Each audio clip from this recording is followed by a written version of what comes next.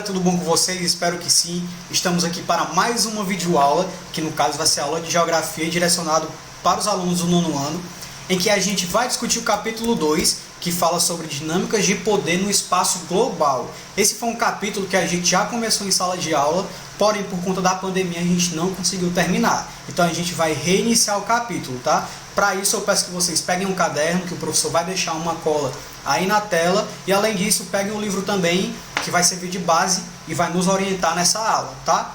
Então vamos começar a aula, mas antes disso, roda a vinheta. Então vinheta, meu irmão. Anote o número. Então, galera, bora lá. Ó. Capítulo 2, Dinâmicas de Poder no Espaço Global. De antemão, eu acredito que seja válido a gente levantar alguns questionamentos sobre a globalização. Tá? Quando a gente fala em globalização, o que eu particularmente percebo quando eu estou conversando com alguém, ou então quando eu dou aula, é que a globalização para as pessoas é uma dinâmica positiva. Aparece como aquela dinâmica que possibilitou a maior difusão de informações, possibilitou com que territórios se aproximassem, possibilitou com que a cultura conseguisse, de certa forma, se misturar um pouco, né? Então as pessoas geralmente levantam esses questionamentos. Mas um questionamento que eu faço é, será que a globalização ela só consegue externar esses pontos positivos? Não sei. O geógrafo brasileiro Milton Santos, um dos maiores geógrafos do Brasil, né, e do mundo também, ele se faz esse questionamento também. Será que a globalização é uma dinâmica positiva?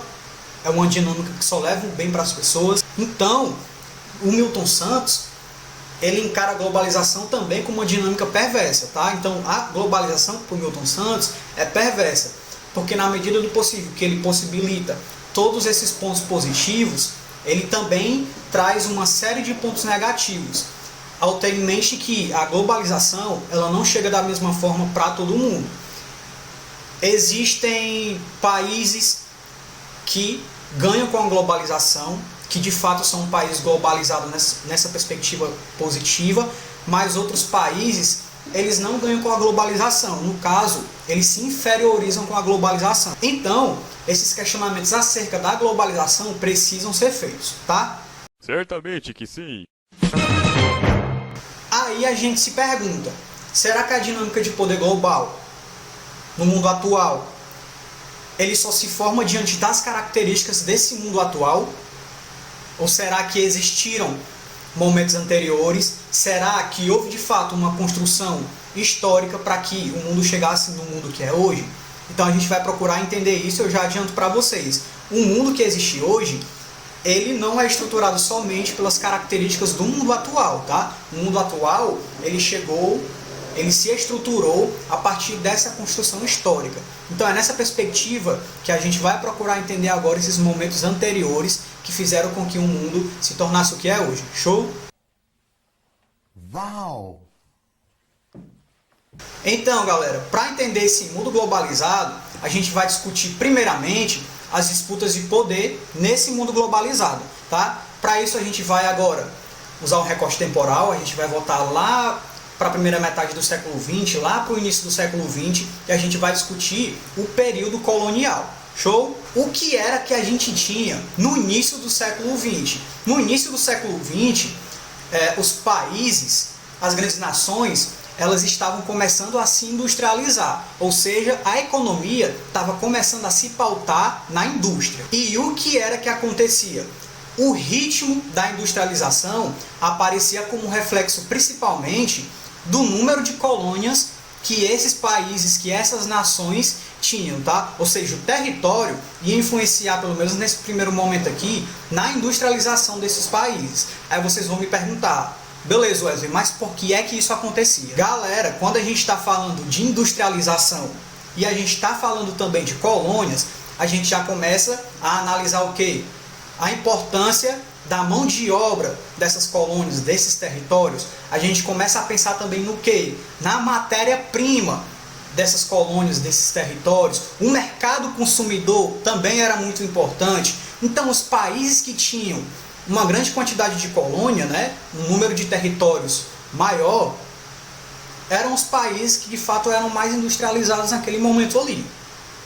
Sabia não? E como exemplo dessas nações industrializadas, a gente pode citar quem? Reino Unido e França, que no período colonial eles tinham um grande número de colônias, né? O número de colônias era de fato relevante. Em contrapartida, a gente tinha outros países, outras nações que de certa forma não precisavam diretamente, não dependiam tanto assim desse número de colônias. A gente pode citar os Estados Unidos e a Rússia. Porém, em contrapartida, a gente tinha outros países que necessitavam de colônias para de fato conseguir se desenvolver economicamente a partir da indústria. Aí a gente cita o quê? A gente cita quem? Alemanha e Itália. Então, essa busca territorial para que de fato a indústria se desenvolvesse e, portanto, a economia, nesse momento, aqui no início do século XX, que ia se perdurar um pouco para um período posterior, de fato acontecia. Então, galera, a gente começa a perceber que as disputas territoriais elas iriam se intensificar. Essas disputas territoriais iriam gerar, inclusive, a Primeira Guerra Mundial, a Segunda Guerra Mundial, as duas grandes guerras, que inclusive a gente teve a chance de discutir em sala de aula, né? Uma disciplina de História, eu acredito, de História 2, em que a gente discutiu a Primeira Guerra Mundial. E a gente conseguiu entender como a Alemanha e a Itália reivindicavam esses territórios, né? Sei. Sei. Aí vocês vão perguntar para mim, beleza, Wesley, então quer dizer que os principais conflitos aconteciam por causa dos territórios.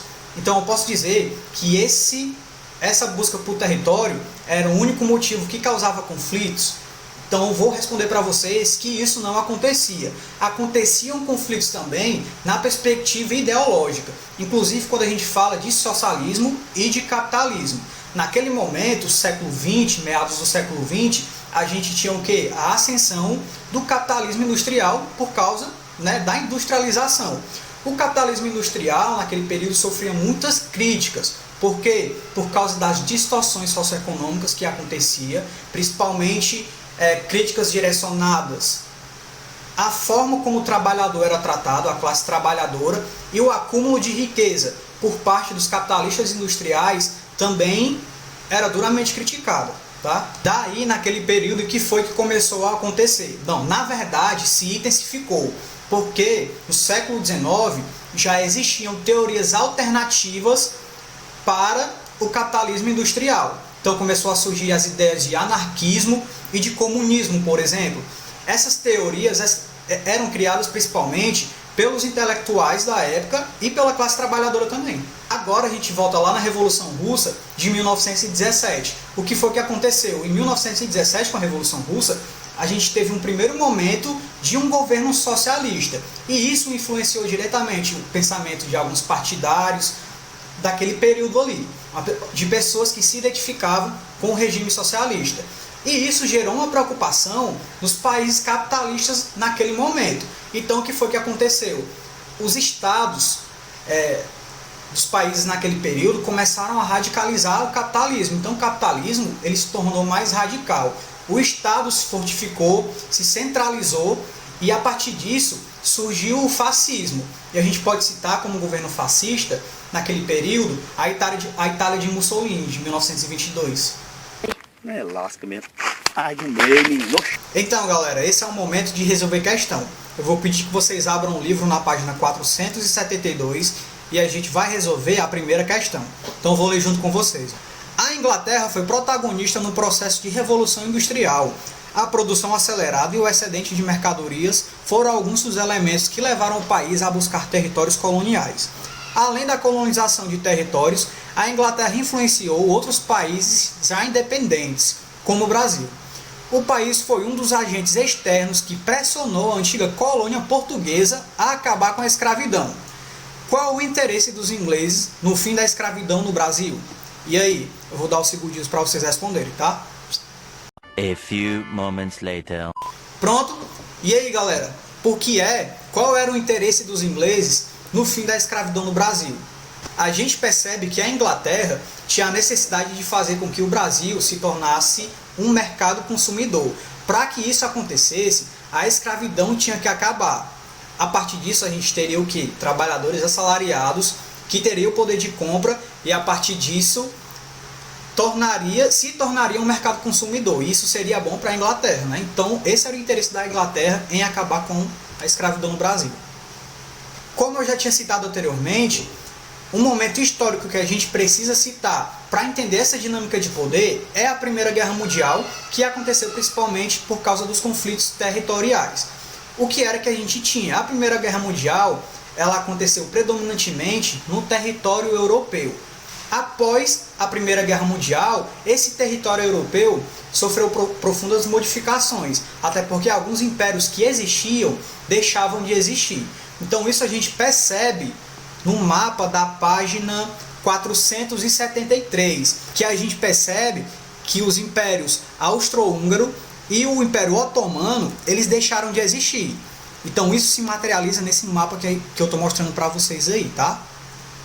Beleza, Wesley, e a dinâmica de poder no pós-Segunda Guerra Mundial? O que a gente percebeu foi Estados Unidos e União Soviética saíram fortalecidos dessa guerra. Os Estados Unidos saíram fortalecidos principalmente porque o território continental deles não foi abalado e, além disso, eles conseguiam lucrar na Segunda Guerra Mundial porque eles vendiam suprimentos para a Europa. Já a União Soviética saiu fortalecida porque ganhou muitos conflitos na guerra e, além disso, foi o primeiro aliado a chegar em Berlim, na Alemanha, e, a partir disso, fez com que a guerra terminasse. O quê? Não acredito. No conflito, na Segunda Guerra Mundial, os Estados Unidos e a União Soviética, eles eram aliados, porém, eles tinham interesses diferentes. A União Soviética queria fazer com que o socialismo de fato começasse a se desenvolver. Já os Estados Unidos queriam se legitimar como potência capitalista naquele momento. Então a gente já começou a perceber aí dois extremos. De um lado a gente tem uma coisa, do outro lado a gente tem outra. Ou seja, será que vai dar treta? Estou sentindo uma treta. Com o fim da Segunda Guerra Mundial, a gente teve a divisão do território da Alemanha, que foi a nação que perdeu. Então a Alemanha foi dividida entre os 4 países vitoriosos, que no caso, Reino Unido, França e Estados Unidos, que ficaram com o território tido como a Alemanha Ocidental, capitalista no caso, e outra porção ficou com a União Soviética, que era a Alemanha Oriental, e lá a União Soviética instaurou um socialismo, tá? A capital da Alemanha, no caso Berlim, nesse pós-Segunda Guerra Mundial, também tinha sido dividido em 4, porém no momento posterior ficou só entre capitalismo e socialismo, entre aspas. Então, a partir disso, a gente teve o maior exemplo de disputas territoriais entre o capitalismo e o socialismo naquele momento. Diante de toda essa dinâmica de poder, em 1949 a gente teve a criação da OTAN, né, o Tratado do Atlântico Norte, no caso, que foi influenciado diretamente pelos Estados Unidos. Então os países europeus capitalistas, eles criaram a OTAN, que inseriram os Estados Unidos e o Canadá, tá? E o objetivo era intervir no caso de ataques aos territórios capitalistas europeus, viu?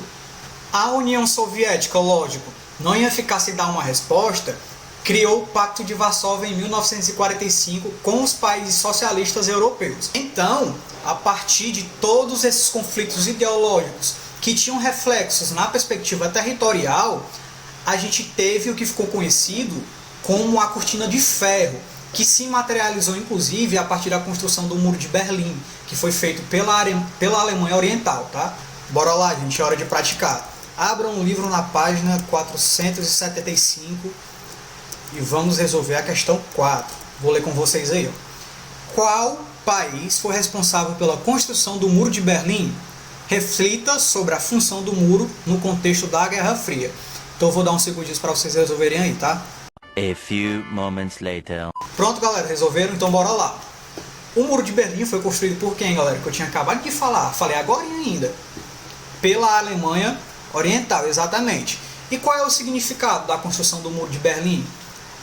O que a gente consegue perceber é que o Muro de Berlim se caracterizou como uma materialização dessa polarização do mundo entre o capitalismo e o socialismo, né? Aqui a gente já começa a falar da Guerra Fria, né? 1947, 1991. Por que Guerra Fria? A Guerra Fria, lógico, o conflito entre os Estados Unidos e a União Soviética foi o conflito em que, de fato, os dois países eles não entraram em combate direto. E eu tenho. Arreia a mão da minha cara, arreia a mão da minha cara, arreia. Eu não vou. Arreia. Os confrontos se deram de forma indireta. Eles participavam ali apoiando alguns conflitos regionais. No caso, quem ganhava também uma influência sobre os territórios. Uma dinâmica que também foi bastante perceptível naquele momento foi a ideologia do medo, em que as pessoas, em que os países tinham medo de que os Estados Unidos e a União Soviética entrassem no conflito por causa do armamento nuclear. Lógico, além dessa disputa ideológica, a gente teve também um desenvolvimento na perspectiva tecnológica. Então, essas disputas por influências geraram muitos conflitos naquele momento. O que a gente tinha é que os Estados Unidos e a União Soviética eles não participavam do conflito simultaneamente, Estados Unidos e União Soviética. Então, quando os Estados Unidos participavam de um conflito, a União Soviética não participava, ou quando a União Soviética participava, os Estados Unidos não participavam. Tá? Então, a partir disso, o que aconteceu foi que eles não entraram num conflito direto. Então, é por isso que o nome é Guerra Fria. Né? E como exemplo desses conflitos regionais, a gente pode citar a Guerra do Afeganistão, a gente pode citar a Guerra do Vietnã, a Guerra da Coreia. Então a gente percebe que esses países influenciaram diretamente também e indiretamente nesses conflitos, tá? Além disso, eles influenciaram dinâmicas em outros continentes. Quando a gente fala no continente africano, aqui na América Latina, a partir do momento, inclusive, que os Estados Unidos influenciou na estruturação de alguns regimes ditatoriais. Inclusive, como exemplo, a gente pode citar o Brasil mesmo. Né? O momento mais tenso dessa Guerra Fria que a gente pode citar, conhecido como crise dos mísseis, tá? Que foi quando a União Soviética se aproveitou ali da falta de empatia de Cuba em relação aos ideais dos Estados Unidos, norte-americanos, e estruturou uma base de mísseis no território de Cuba, que em relação ao território norte-americano era um ponto estratégico sim, geograficamente falando, tá? Quando os Estados Unidos ficou sabendo dessa situação, isso gerou um descontentamento muito grande e por pouco uma guerra quase que não acontece mesmo. Corre, negada! Então a guerra só não aconteceu porque os dois, Estados Unidos e a União Soviética, entraram num acordo quando a União Soviética solicitou que os Estados Unidos tirassem os mísseis que estavam na Turquia, porque os Estados Unidos já tinham mísseis na Turquia. Então a União Soviética solicitou que os Estados Unidos tirassem esses mísseis e que a partir disso os soviéticos iriam tirar os mísseis de Cuba também. Então foi assim que a guerra de fato não aconteceu. Outra dinâmica que a gente tinha naquele momento também era o acesso à informação. Naquele momento o acesso à informação ele foi potencializado a partir da espionagem. Quando os Estados Unidos, por exemplo, criou a CIA e a União Soviética criou a KGB. E o que a gente pode citar também era a cultura de massa. Quando a gente percebia que as propagandas ideológicas começavam a surgir, a aparecer no cinema. Agora, galera, para materializar o que a gente viu, a gente vai fazer uma questãozinha, tá? Então eu peço que vocês abram na página 478, que a gente vai responder a questão 7. Eu vou ler com vocês. O principal objetivo geopolítico das duas superpotências durante a Guerra Fria era, item A, aniquilar rival, item B, impedir a expansão do comunismo no planeta, item C, garantir o controle sobre áreas de influência e, com isso, angariar poder, item D, combater o nazismo na Europa, item E, vencer a corrida espacial colocando o primeiro homem na Lua. E aí, galera, qual é o item correto? A few moments later. Então, quem respondeu o item C, respondeu de forma correta, tá, gente? O item C fala, garantir o controle sobre áreas de influência e, com isso, angariar poder. Então, como a gente viu anteriormente, isso foi a base da Guerra Fria, né, galera? Então, gente, é isso. Eu espero que vocês tenham entendido. Essa foi uma parte da discussão que a gente precisa fazer para entender um pouco da dinâmica global atual. Esses são assuntos que, se a gente for parar para discutir de forma isolada, cada um, a gente vai discutir por muito tempo, né? Então isso foi um resumo, de certa forma, sobre esses determinados assuntos que de fato vão possibilitar que a gente entenda as dinâmicas atuais. Caso vocês não tenham entendido alguma coisa, tiver ficado alguma dúvida, entre em contato comigo pelas redes sociais ou falem no WhatsApp da escola, que a escola repassa a dúvida para mim e eu tento tirar a dúvida de vocês, tá? Então é isso, um abraço, estudem e até a próxima. Valeu!